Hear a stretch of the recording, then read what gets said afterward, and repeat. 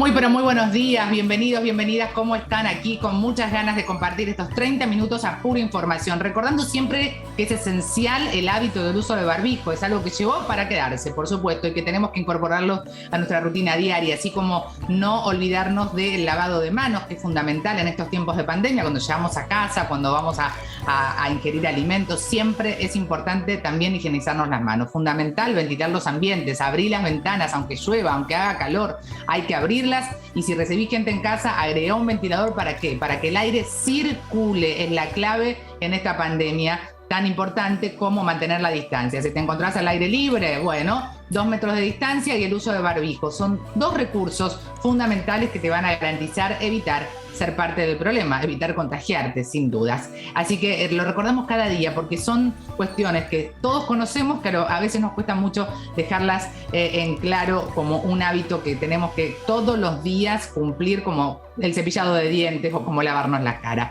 ¿Estamos en contacto? Sí, claro, a través de nuestras vías de comunicación, @encasasalud.ok, @niparatore y nuestro WhatsApp que está abierto para cada uno de ustedes las 24 horas, los 365 días del año. Ahí lo tenés, 011-3545-6043. Por supuesto, la pandemia, la situación epidemiológica son temas que cada día abordamos. ¿Por qué? Porque hay dudas, son lógicas, y queremos justamente que esas dudas dejen de estar ahí. ¿Para qué? Para poder lograr entender, comprender. Así es como cada uno de nosotros vamos a poder tomar siempre las mejores decisiones. Está con nosotros Daniel Priluca. Daniel, ¿cómo te va? De la Sociedad Argentina de Infectología, gran profesional. Lo recibimos hoy en esta mañana acá en Niparatore. ¿Cómo estás, Daniel?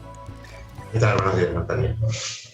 Bueno, como siempre, parece mentira que sigamos hablando de esto, porque quizás en algún momento creíamos que íbamos a poder hablar de otros temas, pero seguimos hablando de la pandemia, seguimos hablando del COVID, con su situación actual. Mira, hoy leía que en la Ciudad de Buenos Aires ha crecido un 465% el número de casos confirmados, pero en comparación con el pico de la pandemia, la ocupación de las camas de terapia intensiva, los que llamamos UTI, ha descendido un 60%. Esta relación entre alza en los contagios y una baja en la cuestión de los casos graves responde, entiendo, a la vacunación que, bueno, que avanza y avanza en nuestro país, ¿no?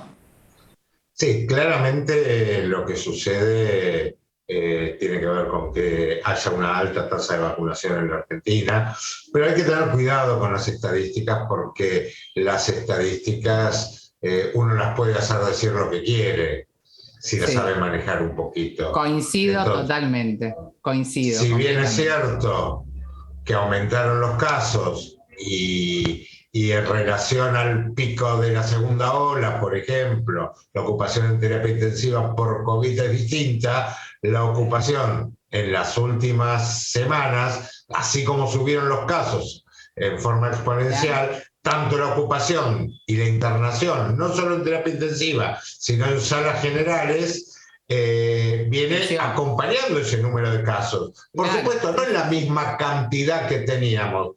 No. Hasta la segunda hora nosotros teníamos una letalidad, quiere decir fallecidos cada X cantidad de casos, de 2.5, ¿verdad? O sea, más o menos, redondeando, cada 100 personas que tenían COVID documentada, fallecían 2,5. Sí. Si esto fuese así, teniendo en cuenta que venimos de varios días de cerca de 100.000, tendríamos que tener 2.500 fallecidos diarios. Evidentemente Correcto. Eso no está pasando.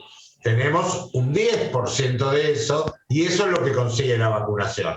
Pero tanto las internaciones como la mortalidad, no la letalidad, el número de fallecidos subió un poco más retrasado que los casos. ¿Por qué? Porque los pacientes empiezan a morir después. Entonces, fíjense que ayer hubo una cantidad, para lo que veníamos hace un mes, que eran 20 casos por día, ayer tuvimos alrededor de 250 casos fallecidos. No es alarmante, no es lo que teníamos antes, pero por eso las estadísticas hay que mirarlas de dos formas. El otro punto, disculpame que termino con esto, es que si bien las terapias intensivas no están llenas de pacientes con COVID, están llenas. Lo que mostró la Sociedad Argentina de Terapia Intensiva es que están llenas, sobre todo en los sectores privados. ¿Por qué? Porque por razones económicas, valorables o no, cada cual sacará su conclusión, las instituciones privadas tienen que seguir funcionando normalmente, a diferencia de lo que pasó antes. Antes no había cirugías que se podían postergar, había un montón de cosas. Entonces las terapias estaban llenas de COVID y muy poquito de otras cosas. Ahora tenemos poco COVID, pero llenas de otras cosas. Entonces, sí, los profesionales siguen saturados. Para conseguir cama. Muy importante lo que decís, porque a ver, los profesionales son los mismos, tengas COVID o no COVID, la SATI lo que dijo la Sociedad Argentina de Terapia Intensiva es eso mismo que decís, Daniel, los profesionales son los mismos que tienen que atender distintas circunstancias. Y algo clave que acabas de mencionar, al aumentar los casos, ese porcentaje va a aumentar de complicaciones o de, por supuesto, letalidad, porque si hay más casos, ese porcentaje de letalidad va a crecer de manera proporcional. No sabemos si la letalidad, pero el número absoluto sí. El número absoluto sí, claro, exacto. Por eso es importante no minimizar la situación. Y también hay algo que está surgiendo en estos días, ahora vamos a pasar a las preguntas que la gente nos está dejando, que tiene que ver con las subvariantes, porque uno está en esta instancia en la que, por supuesto, la ansiedad, el temor, son emociones sumamente lógicas que en principio afectan la salud mental de muchísimas personas, ¿no? No saber cuándo termina esto, nadie tiene la respuesta, pero al recibir información que nos dice hay subvariantes que tienen más mutaciones, que quizás complejizan incluso a la propia Omicron, ¿frente a qué situación, a qué panorama crees vos que estamos hoy parados? Ahora, me parece que la exacerbación de la información sobre variantes y subvariantes no nos ayuda. O sea, bien. El virus va a seguir mutando porque es lo que sabe hacer. ¿Y por qué sigue mutando? Porque de esa forma engaña un poquito al sistema inmunológico y puede seguir enfermando gente. La razón de ser del virus es enfermar gente y seguir replicándose. Y cuando sigue enfermando y replicándose, va cambiando, a veces más, a veces menos. Es cierto que históricamente la historia de los virus dice que cuanto más variantes tiene un virus, puede aumentar su contagiosidad, pero en general pierden agresividad. Y eso, ayudado con la vacuna, más las propias infecciones naturales que vamos teniendo, hace que el virus cada vez, aunque mute, probablemente sea menos agresivo. Puede pasar que aparezca una variante tan distinta que engañe al sistema inmunológico totalmente y que sea muy agresiva, puede pasar o puede no pasar. Pero seguir hablando, o sea, todos nosotros, ustedes seguramente recomendaban la vacuna de la gripe todos los años. Y la vacuna de la gripe cambia todos los años porque hay variantes diferentes a las que se ataca. Y nadie jamás supo contra qué variante se estaba vacunando. Nadie, nunca preguntó, nadie lo supo tal cual, Daniel. Que las vacunas de la gripe todos los años la colocábamos porque el virus, como vos decís, naturalmente para sobrevivir va a mutar, va a cambiar. Es parte de su supervivencia, ¿no? Tal cual. Entonces, el hablar de tanta variante, o sea, hay la famosa infodemia que se transformó en que los medios de comunicación, y como todas las revistas son de acceso libre, tienen acceso a información que antes a nadie se le ocurría ni mirar. No. Claro, la clave es la interpretación de esa información, por eso es muy importante cuando comunicamos ser muy responsables y más que nada saber preguntar a quienes sí conocen del tema y se han formado para esto. Creo que ahí está la gran clave, ¿no? Para evitar la infodemia, que siempre decimos es tan peligrosa y tan grave como la propia pandemia. La infodemia es realmente muy peligrosa. Te voy a compartir preguntas, Daniel. Son muchas las consultas que llegan y nosotros somos ese nexo que te decía recién. Teresita de Jujuy dice, ¿hasta cuántas veces nos podemos recontagiar? Probablemente infinitas. Existen 4 coronavirus endémicos que existían antes de este coronavirus, que nos daban resfríos en distintas oportunidades en nuestra vida. Y uno podía reinfectarse por cualquiera de esos que son tipos distintos, pero que a su vez tenían variantes permanentes. Por eso nos reinfectábamos. Cuando este virus termine de generar suficiente inmunidad en nosotros, nos dará resfríos durante toda la vida. O sea, el virus no va a desaparecer. Por lo tanto, ¿cuántas veces nos podremos reinfectar? Probablemente infinitas, pero no nos va a dar cuadros graves. En la mayoría. Vuelvo a lo que decías antes. Algunas personas, tal vez sí. Claro, vuelvo a lo que decías Tal antes. cual. ¿Cuántas veces? Nadie lleva la cuenta de cuántas veces se engripó en la vida, ¿no? Esto va probablemente a suceder algo similar. Tal cual.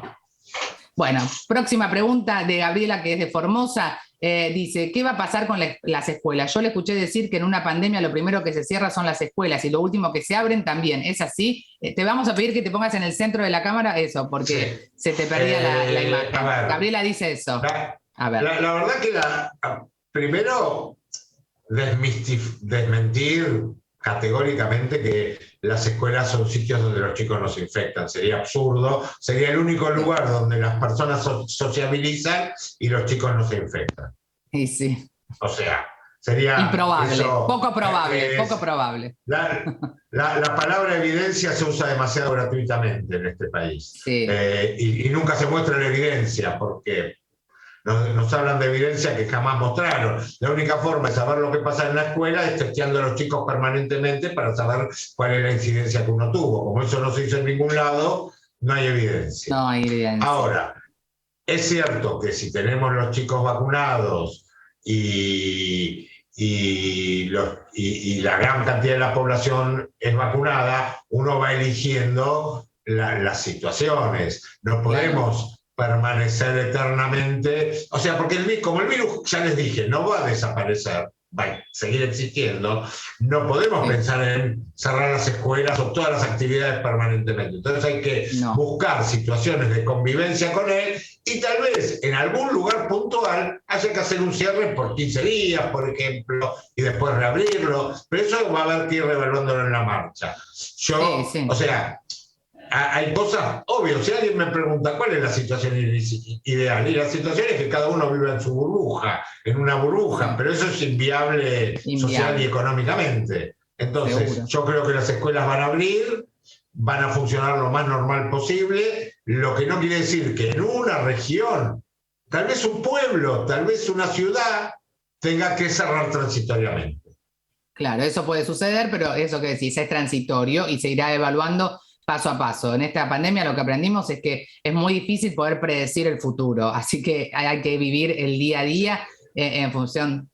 También cometimos errores, teníamos escuelas cerradas en poblaciones que no tenían ningún caso. No había necesidad. Claro, es un aprendizaje, tal cual, también de los errores se aprende. Tomás de Corrientes dice, no entiendo que algunos países en Europa tomen nuevas restricciones y España habla de endemia. ¿Me lo puede explicar?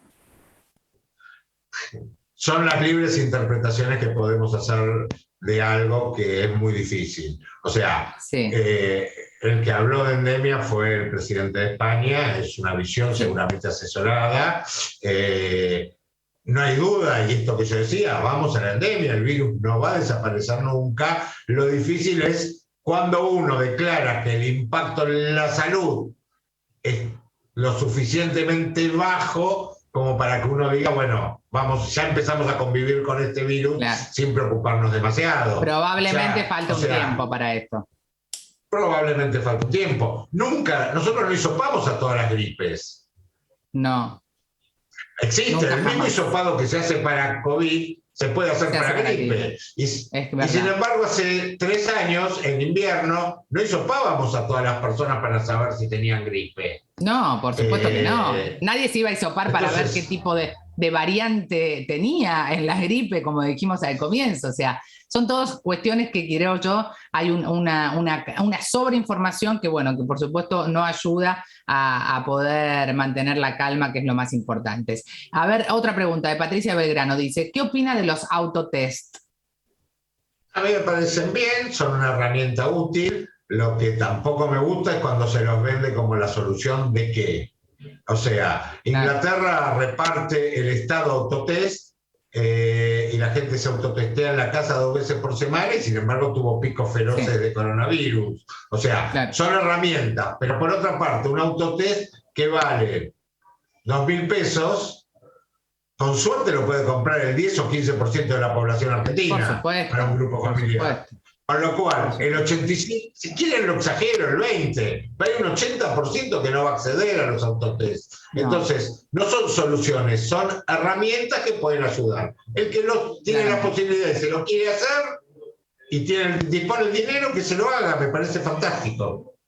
Perfecto, y es muy importante esto que mencionas. Me gusta mucho que podamos responder las dudas siempre, Daniel, porque es importante esto, poder analizar sobre la consulta que cada uno de los televidentes tiene. Te mando un abrazo, Daniel Priluca, miembro de la Sociedad Argentina de Infectología, que ha tenido un rol sumamente importante durante esta pandemia, @sadi_ar.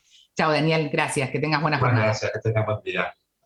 Miren, hablábamos de la pandemia, del COVID, de todo lo que tiene que ver, que ustedes saben que cada día abordamos, pero si hay algo de lo que no tenemos que dejar de hablar es de fortalecer nuestro sistema inmunológico, y hay muchas cosas que podemos hacer cuando decimos prevenir, tomar esos hábitos y esas decisiones que nos permiten no enfermar o estar preparados para el momento en el que a lo mejor contraemos el virus. Para eso está con nosotros hoy nuestra querida amiga Cris Cocconi, para ayudarnos a entender cómo a través de la meditación, Cris, podemos fortalecer nuestro sistema inmunológico. ¿Cómo estás? Hola Nati, buen día, ¿cómo estás? Muy bien, bueno, Sí. con esta ventana que se abre tan importante, en algún momento ya lo hemos charlado, pero es bien concreto, hay posibilidades de que nosotros mismos autoestimulemos nuestro sistema inmunológico para fortalecerlo. Bueno, en realidad desde hace mucho tiempo se sabe y la ciencia ha corroborado el beneficio a nivel mental que genera meditar. Lo que ahora como novedad la ciencia viene haciendo estudios, algo que los yogis vienen viendo hace miles de años, es el beneficio que genera meditar sobre distintos genes que actúan en el sistema inmunológico. Hay diferentes tipos de meditación que vos podés meditar con diferentes objetivos, pero sí se puede decir y lo podés comprobar y con una práctica muy sencilla, porque no es algo complicado, lo podés notar vos mismo en tu propio cuerpo y en tu mente. Porque además ¿Vos sabés, tengamos Cris? en cuenta... Sí. Vos sabés, Cris, que hay mucho prejuicio con respecto a la meditación, sobre todo social. Durante mucho tiempo se creyó que solamente era para quien no trabajaba, no tenía preocupaciones, para quien era parte quizás de un segmento social o socioeconómico. Pero la meditación es algo que rompe con todos esos prejuicios y barreras, porque es algo gratuito al alcance de nuestras manos de cualquier persona, viva donde viva, tenga la situación económica o social que tenga, ¿no? Totalmente, Nati. Es que nuestro cuerpo es perfecto y tenemos la posibilidad de ser totalmente sanos y felices. Y para eso solo hay que tomarse el tiempo y ocuparse en uno mismo. O sea, no es magia. Sí. Hay que sentarse o lo puedes hacer de diferentes maneras. Lo puedes hacer sentado, tomándote el tiempo de solo respirar y estar consciente, pleno, conciencia plena, que es lo que ahora se usa tanto, esa palabra de conciencia plena, es simplemente estar en lo que estás haciendo, estar atento a tu respiración, a la entrada del aire, a cómo el cuerpo lo recibe, a la salida del aire. Lo podés hacer mientras caminás, estando en esa caminata y no pensando en lo que tenés que ir a hacer después. Lo podés hacer mientras estás cocinando, estando presente. Es eso, es estar presente, ese es el primer paso, que te va a dar un cambio radical. Claro, Totalmente. me encanta, porque también está esto de que tengo que tener mucho tiempo para meditar, pero vos lo que nos planteás es una propuesta en el día a día, mientras vas a caminar, mientras cocinás, se puede meditar en lo habitual, mientras haces algo concretamente, ¿no? Sí, totalmente. Es un cambio en cómo uno se toma el día a día, porque cuando uno está presente, empieza estando presente en esto, en cocinar, en caminar, en pintar, en lo que tenga que hacer, en el trabajo que está haciendo. Uno empieza a estar presente y luego, cuando empieza a hacerlo de manera continua, cotidianamente, empieza a estar presente también en esos pensamientos autodestructivos que tenemos. Y cuando uno empieza a estar presente y a darse cuenta que es uno mismo el que se boicotea o el que está teniendo esos pensamientos que no lo van a llevar a buen puerto, empieza a poder a cambiar esos pensamientos por pensamientos positivos. En vez de pensar, me voy a enfermar, tengo miedo, qué ansiedad, qué va a pasar con el trabajo, puedo pensar, estoy sano, estoy fuerte. Cambiar esos pensamientos por pensamientos que nos lleven a un estado de equilibrio. Muy importante. Mira, les voy a contar, cuando yo tuve COVID, Cris me acercó herramientas muy útiles, que ya lo vamos a hacer en el próximo programa. Cris, cuando te dicen sos positivo de COVID, uno empieza a aferrarse a esos pensamientos que vos mencionás, que son lógicos, que tienen que ver con el temor, con lo desconocido ante un diagnóstico, en este caso de COVID, ¿no? Pero todo lo que podemos hacer con nuestra respiración y con lo que decías recién, nuestra conciencia plena conectada con nuestro cuerpo. @Cristina Coconi Estudio, de paso les digo para que lo vayan anotando. Sí, totalmente. Mira, Nati, algo muy simple que lo podés hacer en el trabajo ante una situación que te pone nervioso, que te da estrés o que te da ansiedad, es solamente respirar por el lado izquierdo de tu nariz. Te tapas el lado derecho y dejas que el aire entre y salga por el izquierdo. Ya con eso vas a calmar totalmente tu sistema nervioso. Y sabemos que cuando nosotros trabajamos sobre el sistema nervioso, estamos trabajando absolutamente en todo nuestro cuerpo. En el sistema endocrino, en el sistema inmunológico, todo nuestro cuerpo va a responder a nuestra mente, que es la computadora. Claro, resetearnos, estar en contacto, ayudar a que los órganos estén todos en buen funcionamiento. @Cristina Coconi Estudio. Es muy fácil, pones en Instagram, @Cristina Coconi Estudio y te encontrás con ella, que tiene esta actitud frente a la vida que nos ayuda tanto al bienestar. Cris, como siempre es un placer. Mira, y nos quedamos respirando. Tapamos el orificio derecho, respiramos por el izquierdo un ratito, con plena conciencia, y esa es una manera de reconectar con nosotros. Te mando un abrazo grandísimo y ya volveremos a conectarnos con lo que decíamos antes, ¿no? Todo lo que podemos hacer cuando nos dan un diagnóstico. La próxima hablamos de eso. Te mando un beso enorme. Gracias, Cris.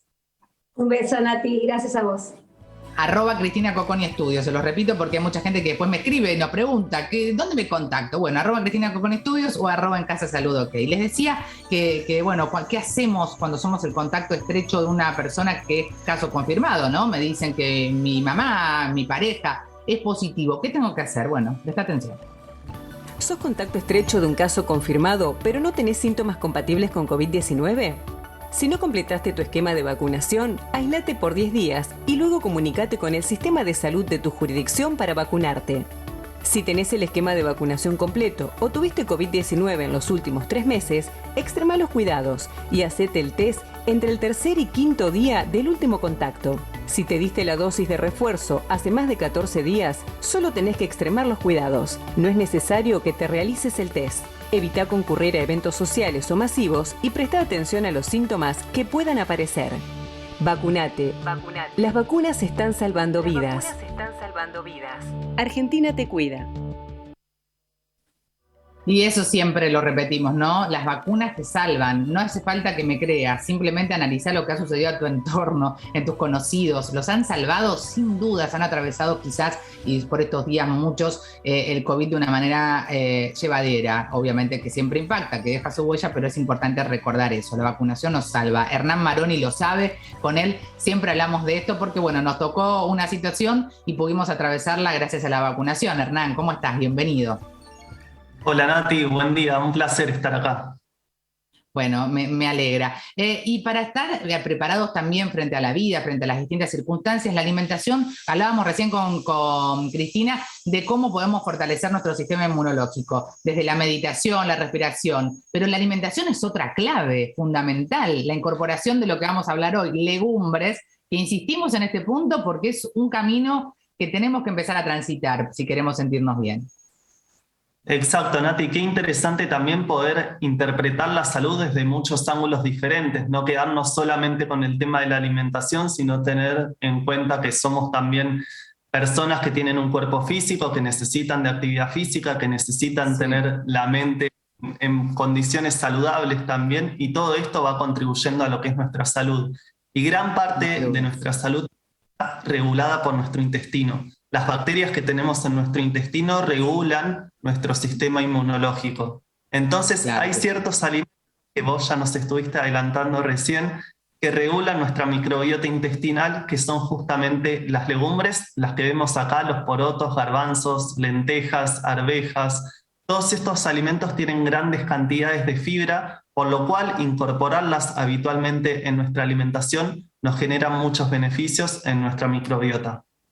Hay algo que me parece fundamental, Hernán, porque el público se renueva, dicen, ¿no? Cuando hablamos de microbiota intestinal, que es un concepto que no todo el mundo lo conoce, ¿de qué estamos hablando? Estamos hablando de muchos tipos de bacterias diferentes que crean condiciones en nuestro intestino que hacen que no se desarrollen tanto determinadas bacterias patógenas, que por ejemplo nos generan problemas de salud. Tener bien balanceada la flora bacteriana, que es un término que quizás sí lo conocemos de antes, o la microbiota, hace que compita con esas bacterias que nos pueden condicionar nuestra salud. Y hay alimentos que justamente... Se da una batalla donde tenemos los buenos y los malos, digamos, ¿no? Exacto, y nosotros podemos alimentar a nuestros soldados buenos justamente con determinados alimentos que hacen que fermenten en nuestro intestino. Y estamos bastante acostumbrados a ver la fermentación intestinal, los gases, como si fuesen algo negativo, cuando en verdad tiene muchos beneficios. Uno de estos es regular las bacterias. Sin duda, la fermentación es un tema que te planteo para otro día porque es un temazo muy importante que es algo cultural, ¿no? Que a lo que tenemos que empezar a acostumbrarnos a hablar y sobre todo a los beneficios. Una pavada, ¿no? La kombucha, por ejemplo, es algo que se está usando y que es una fermentación y es una bebida que la podemos fabricar incluso en casa. Pero hoy nos decías de las legumbres, no quiero perder el tiempo y el foco de esto. ¿Qué tenemos que hacer? Porque lo vemos a veces lejano, pero es muy fácil de incorporar, ¿no? Pero ¿qué hay que tener en cuenta? Lo que sí tenemos que tener en cuenta, por lo menos hidratar las 24 horas o entre 12 y 24 horas para poder digerirlas mejor, y cuando las vayamos a cocinar, cocinémoslas hasta que estén bien blanditas, que toquemos una legumbre y que se deshidre prácticamente. Y si pueden estar procesadas al principio, ejemplo, alguna pastita de lentejas, pastita de garbanzos o hummus, ahí lo vamos a poder digerir mucho mejor. Claro. Y empezar totalmente. Quizás no un guiso enorme de lentejas o de garbanzos, porque eso sí va a inflamar mucho, sino empezar de a poco. Pero podemos empezar por las cosas que ya conocemos. Por ejemplo, vamos a quitar una receta facilísima. Milanesas, que es algo que nos encanta a los argentinos, y de soja, ¿no? Vamos a compartirla. ¿Te parece, Hernán? Vamos con esa receta que es súper fácil. Lo único que vamos a necesitar es hidratar durante más o menos media hora con agua hirviendo la soja, y después esto conviene enjuagar súper bien. La milanesa de soja tradicional siempre lleva un poquito de harina de soja también, o puede ser alguna harina de garbanzo, que va a hacer que quede más unida y que tenga la consistencia típica de la mila de soja. Y después la enjuagamos súper bien, la soja texturizada, como para que no le quede un sabor demasiado fuerte. Una vez que escurrimos bien esto, lo único que tenemos que hacer es mezclarla con esta pastita que armamos y le vamos a agregar un poquito de aceite, sal y los condimentos que nos gusten. Le podemos poner ají molido, orégano, cualquier condimento que usemos siempre. Un poco de agua y lo mezclamos con alguna harina y cualquier tipo de avena. Y ahí empezamos a formar una pasta. Y esta pasta lo único que vamos a hacer es rebozarla con un poco de pan, puede ser pan rallado, polenta, panko, cualquier tipo de preparación que nos guste. Exacto, lo que tengamos en casa. Y lo único que vamos a hacer ahora sí es llevarla a cocción hasta que esté dorada de un lado y del otro. Siempre el interior queda bien cocido, así que no nos tenemos que preocupar demasiado por esto. Súper fácil, riquísimas, y con todo esto... Igual que las compradas. Claro, mejor que las compradas, porque no hay nada de tóxico en el medio, ¿no?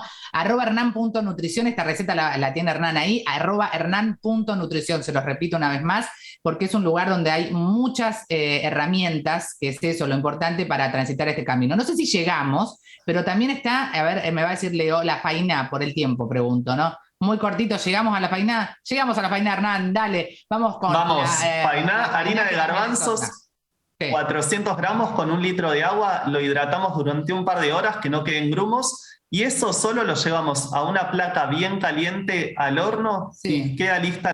Le podemos poner sal, pimienta, lo que nos guste, pero es súper fácil esta preparación, es justo para 30 segundos.